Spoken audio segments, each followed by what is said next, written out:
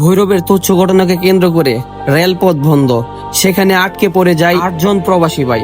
আমরা তাদেরকে বিকল্প পথে অর্থাৎ গাড়ি পথে তাদেরকে এয়ারপোর্টে যেতে ব্যবস্থা করে দেই 2টি গাড়ি। এর মধ্যে একজন যাত্রীর কাছে ছিল না কোনো ধরনের নগদ অর্থ। তৎক্ষণাৎ আমরা নিজস্ব অর্থায়নে তাকেও গাড়ির ব্যবস্থা করে দেই।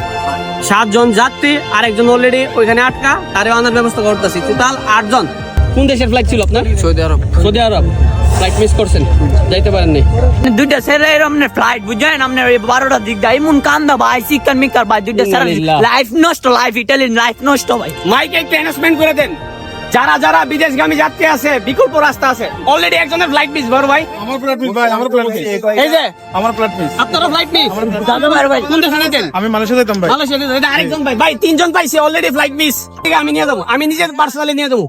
বলে দিন আপনারও ফ্লাইট আছে? আল্লাহ রে,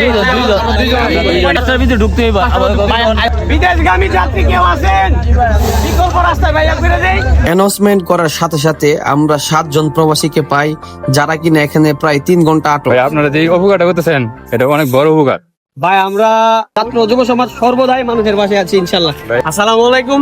রাত সময় 12:40, চারিদিকে বৃষ্টি। আমরা এই বিদেশগামী কয়জন ভাই?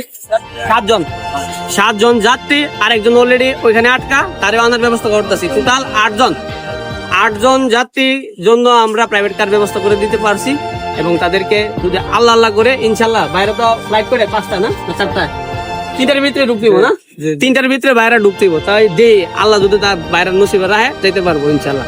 তা আমরা আমাদের চেষ্টা করছি। বাইরে সাবধানে যান নাকি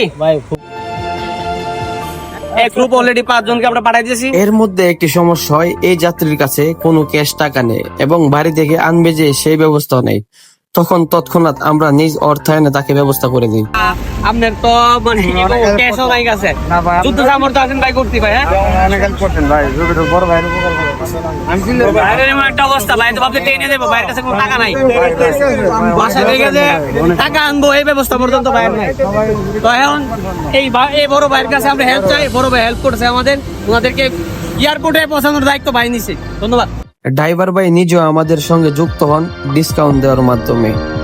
আলহামদুলিল্লাহ আমরা এই কয়েকজন মিলে ইনশাআল্লাহ ওই 8 জন যাত্রী আটকা পড়ছিল, তাদেরকে আমরা ঢাকার উদ্দেশ্যে পাঠিয়ে দিয়েছি প্রাইভেট কার দিয়ে। একজনের কাছে টাকা ছিল না, তো আমরা সকলের সাহায্যে তাকে পাঠানোর ব্যবস্থা করি। তো আমাদের কার্যক্রম এখানেই শেষ। ধন্যবাদ।